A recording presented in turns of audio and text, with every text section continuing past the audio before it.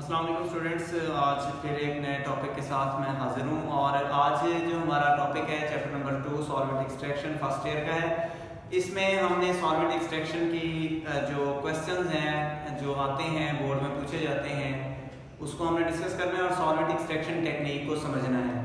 बच्चों, solvent extraction technique ऐसी useful technique है जिसको हम यूज़ करते हैं for separation of volatile and thermally unstable compound के लिए। ये एमसीक्यू बहुत अहम है जो आमतौर पर पूछा जाता है और इसको आपने याद भी करना है।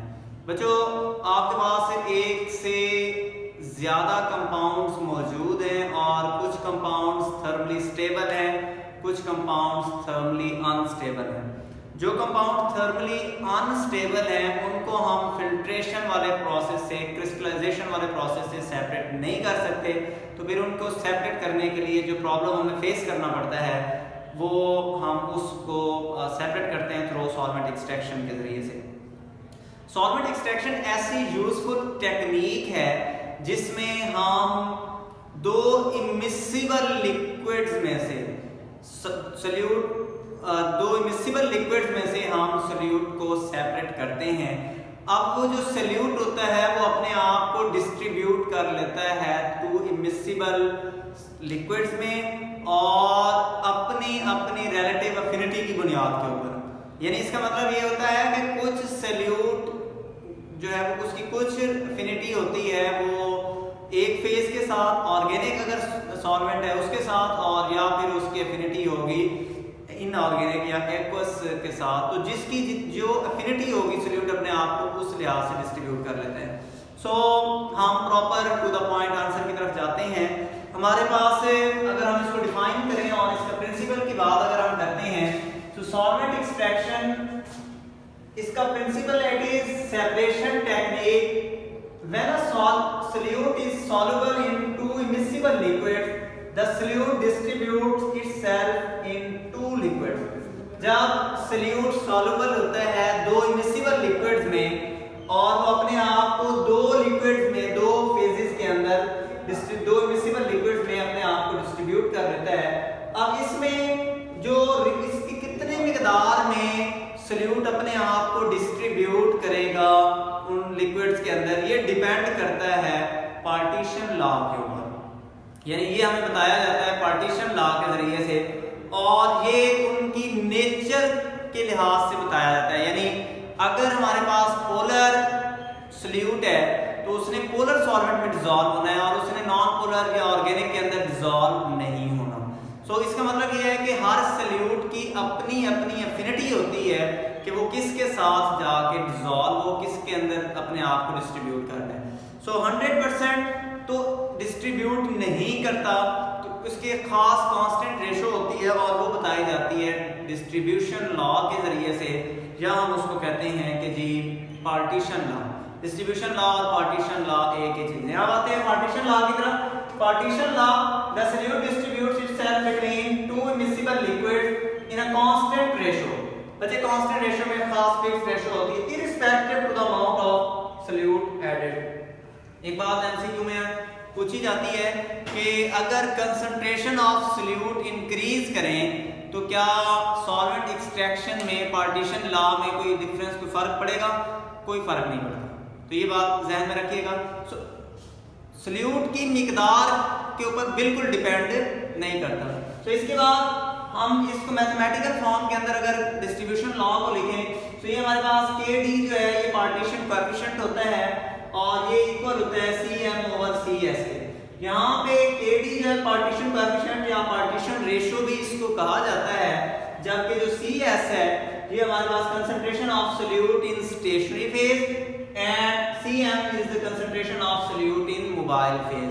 बच्चों, ये आपके पास दो शॉर्ट क्वेश्चन हो गए। तीसरा जो क्वेश्चन है सिग्निफिकेंस के बारे में पूछा जाता है कि सॉल्वेंट एक्सट्रैक्शन की सिग्निफिकेंस क्या है, इसकी इंपॉर्टेंस क्या है, हम क्यों सॉल्वेंट एक्सट्रैक्शन को करें, इसका क्या फायदा होगा हमें। बच्चों, पहले जैसे मैंने बताया है कि सॉल्वेंट एक्सट्रैक्शन ऐसी यूजफुल टेक्निक है जो वोलेटाइल और थर्मली अनस्टेबल कंपाउंड को सेपरेट करती है।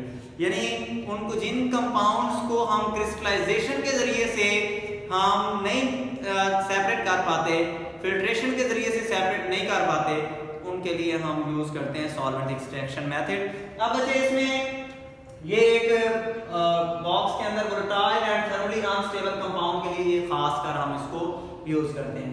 बच्चों ईथर एक्सट्रैक्शन है, ईथर एक्सट्रैक्शन, ईथर आपको पता है कि ये नॉन पोलर सॉल्वेंट होता है और ये ऑर्गेनिक सॉल्वेंट है।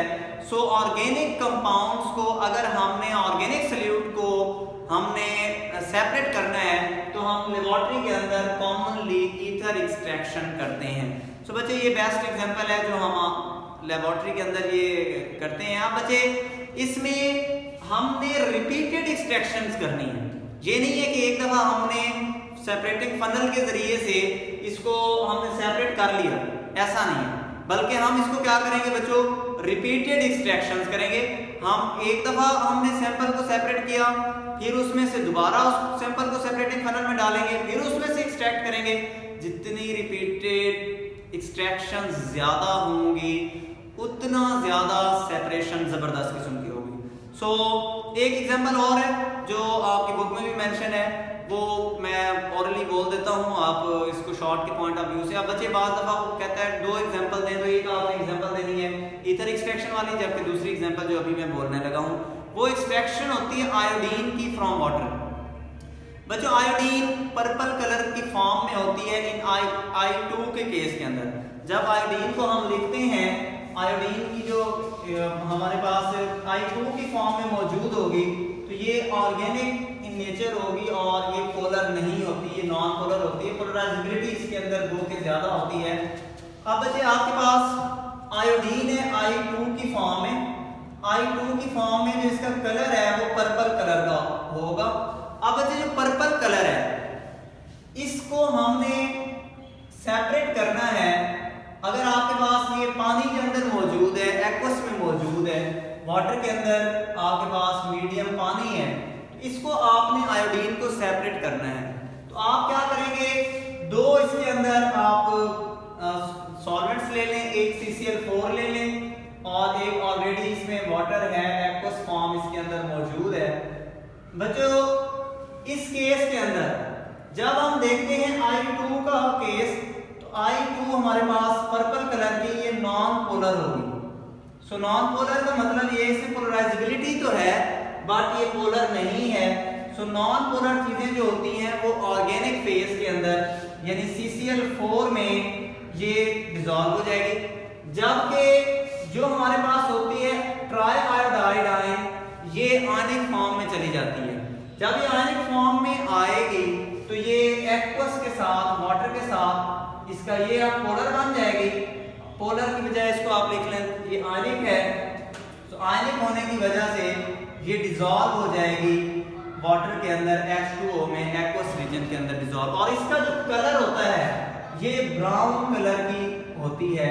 जो आयोडीन है ये किस कलर में होगी, try iodide ion brown colour में होगी। यानी इसका मतलब ये हुआ कि हमने सेपरेशन करनी है और सेपरेशन किसके, आयोडीन I2 है, अगर CCl4 हम डाल दें तो जितना हम CCl4 डालते जाएंगे उतना I2 CCl4 में डिसॉल्व होती जाएगी, और जितनी I2 डिसॉल्व होती जाएगी उतनी सेपरेशन हमारे पास अच्छी होती जाती है। तो ये दो एग्जांपल्स हैं।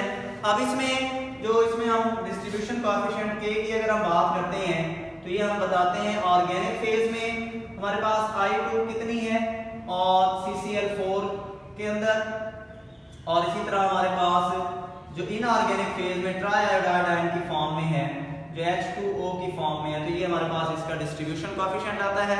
और I2 यहाँ पे ट्राई आयोडाइड, यहाँ पे ये MCQ में फिर आता है। पर्पल कलर जो होता है वो I2 का होगा, ब्राउन कलर जो होगा वो किसका होगा, I3 का होगा। तो ये आपका जो रिएक्शन है, ये सॉल्वेंट एक्सट्रैक्शन है, इस तरह से आपकी सॉल्वेंट एक्सट्रैक्शन जो है वो आपकी हो जाती है। सो इसके साथ ही आज का जो लेक्चर है वो कंप्लीट होता है। नेक्स्ट लेक्चर के साथ इंशाल्लाह